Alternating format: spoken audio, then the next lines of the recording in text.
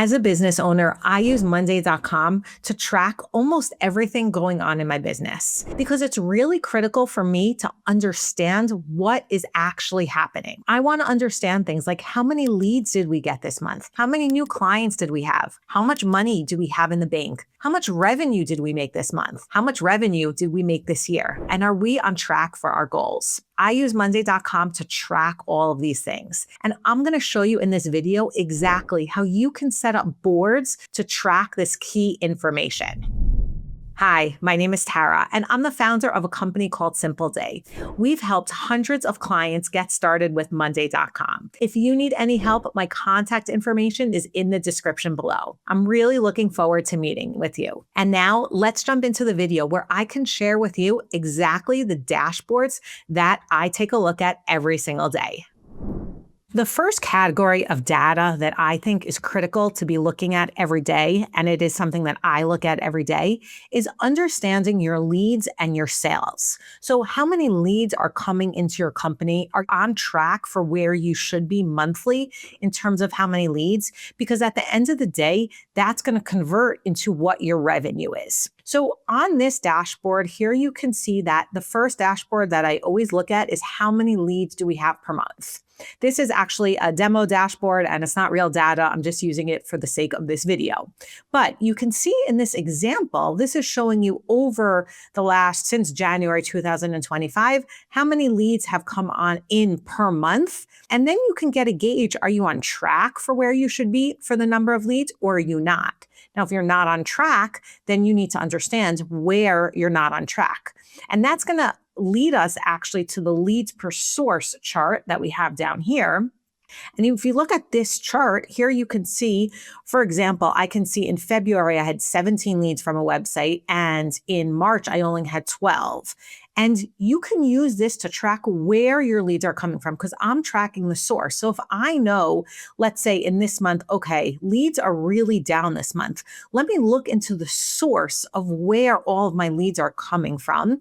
Once I look into the source, I can see which source is not performing as well as I want it to be performing. And then I could do something about it. Maybe I need to invest more money. Maybe my campaigns are not doing as well as they should. Maybe I don't know, there could be a million reasons why your leads are not coming in, but you have data to be able to understand that. So I always want to know, are our leads on track for the goals that we want to hit? And if they're not, or even if they are, what sources are they coming from? Because that's really critical to understand how I'm going to grow my business. Now, the next thing that I want to understand in terms of this whole pipeline and my CRM really is how many contracts have I sent out per month? Again, am I on track to what I want? And then the last chart over here is how many conversions do I have per month? So how many people have actually converted? Because at the end of the day, I need to reach those numbers. Now, with all of these charts, you can add in like a benchmark line, which is essentially your goal to say, I want to get to X number of leads, and you can track exactly what you're up to. But this first category of understanding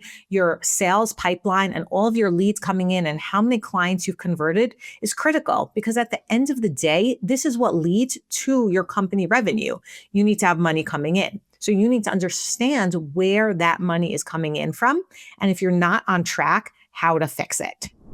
The next category of information that I like to check on is information about my employees and their work throughout the month. I don't always check on this one daily because it's not as critical, and I guess I have a great team and I'm not worried in terms of if they're doing their hours and their division of what kind of work they're doing. But as a business owner, it's really important for me to understand how my employees are spending their time. Meaning, on our team, let's take a project manager. So I have a project manager that works with clients. So they obviously need to do client work, but they also need to spend some time doing internal work, and we have internal meetings, and they also need to constantly be learning because, as you know, there's so many updates from Monday all the time. So I want to understand how they divide their time because sometimes there is an issue. Let's just say you see that someone has spent a ridiculous amount of time learning that month, then that's something you need to address. So I use this more because I like to have a gauge of how people are spending their time. It's not to micromanage people. Unfortunately, in some teams, you may need to do that. I personally don't do that. But if you need to understand how people are managing their time and spending their time, then this is a great way to do it. And additionally, you also can use this if you need to measure, how much time they're spending for your clients to understand your profit. There's a lot of ways that you can use this information. But what I want to check in on is how the people on my team are dividing their time. Now, if you've watched any of our other videos, you've seen that I am a big fan of using a task board. Within the task board, we use the Monday time tracking column to track all of our tasks. Unfortunately, I don't think that the Monday time tracking column has great reports. So we actually built our own app for the time tracking column to pull the information exactly how I want into another board. So this is just an example. Here you can see I have my hours. Again, this is an example, not real data, but you can see I have 2 months listed here, and it shows me like how many hours was worked that month. Here's the total client hours. And then I have these different categories, like how much was spent on training, how much was spent on learning, how much was spent on account management. So that way, over time, I get that information. I can then estimate, okay, Tara spends 10% of her time a month on training. That's okay, or that's not okay.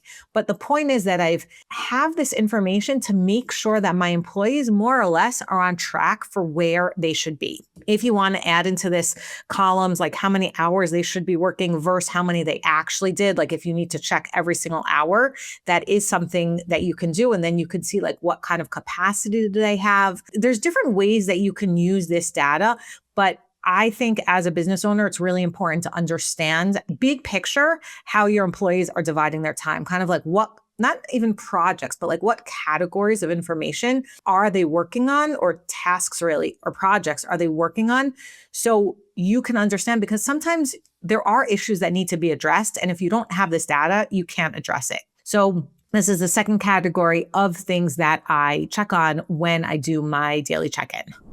The last category of things that I check in, and this is probably one of the most important things that I check in, is how is my business doing financially? I think it's really important to be on top of the finances within your business. I manage everything within Monday, and let me show you how I do it. So the first thing is that I have a board called the money board, and this is literally tracking how much money I have in the bank. This is just to be on top of my cash flow. So here you can see I have a form, and I fill this out every single day. So I can just say, as an example, in Chase, I have $100, in Payoneer, I have $200, and in Stripe, I have $200.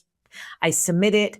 And here you can see that it goes to my board called the money board. Again, it's all demo. And here you can see I have the information come in. It has the date. It shows me my different bank accounts. Now, over time, it will show me how much money I have. Maybe you'll notice, certain trends, like at the beginning of the month, you have more money or less money once you pay salaries. But this for me is a way to understand exactly how much money I have in the bank. Now, the next part of keeping track of your finances is what have you been spending and what's your revenue? So I have a board for our expenses where we enter in all of our expenses. And you can see here we've entered in expenses and all the information about it. But the most important part is like, what's the spends? So here you can see that I have the spend every month and all the different categories of where I'm spending money. If you need to do a deep dive into understanding where your money is, how you're spending it, definitely worth it. We have dashboards for this also. But I just like to get a general sense, like where are we in terms of how much money we've spent this month? And then on the flip side of it, we have a revenue board. Now, the revenue board is like the exact same as the expense board, that it's divided by group by month. So here you can see, for example, this is December. It's like a template, so that's why it's just an X. But for the sake of this example, we'll say December 2025. And you can see like, okay, how much money came in for this month. You can see here we have a total and we have a total per month. Now, these boards are great because on the one hand, you have your expenses and on the other hand, you have your revenue. What I personally check every day is I just check this dashboard that just has my monthly revenue per month, because I just want to see like, okay, what's the monthly revenue per month? Are we on track? Are we not on track? Here we have a very simple benchmark to just show me like what my goal is. I also have this quarterly, something that I check. But again, this is just this example. So you can break it out however you want. But the point is, I know exactly how much money I have in the bank. And now I know how much money we've made this month. Now, these two are great on their own, but what I really think the real beauty is that when you pull them together into a P&L statement. So this is like my Monday version of a P&L statement. And what you have is here you have your revenue. So let's just take this example. You can see this January. Here it's 2025. So here you can see the revenue is $30,000. This is our total expenses. So here we have like our net profit or loss, and then we have our profit margin. And here we have the total sum of how much money did the company make over the year and what is the average profit margin. These are really critical numbers to always understand. How much money did your company make over this year and what's your profit margin? And let's just take this as an example. Like if you look here at April, like the profit margin is negative 83%, like that's pretty bad. This is something you need to work on. So being able to glance at all of these numbers in one place for me has been very helpful, like using this as a P&L. Additionally, what I also have is we also have these columns that pull in the different categories. So I can like quickly scan and let's just say here, this is an example for utilities. The spend was $2,000 a month.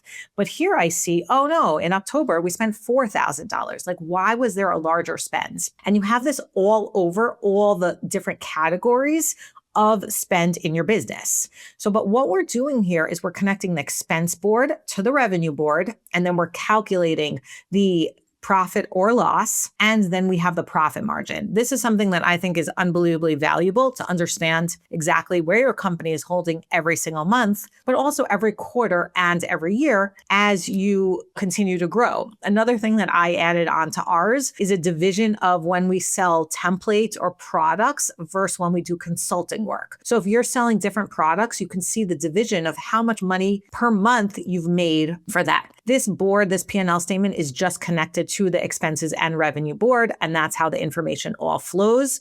If you look over here, you can see that it is just a connected board column. Now, the last board and this is actually my favorite dashboard. I have one that's annual. As you can see, this is annual, and I also have a quarterly one.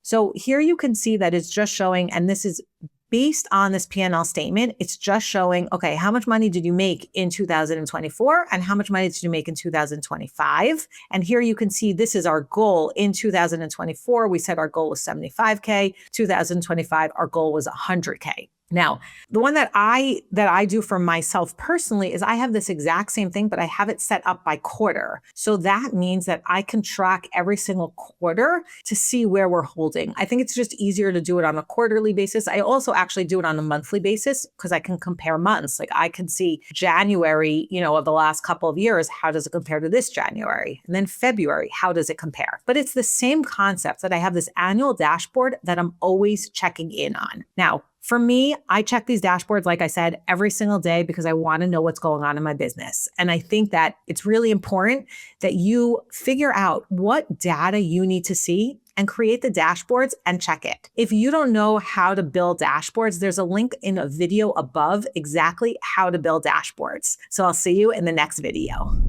Hit the like button if you enjoyed this video, and remember to subscribe to receive tips and tricks on how to use Monday.com. Thanks so much for watching, and I'll see you soon.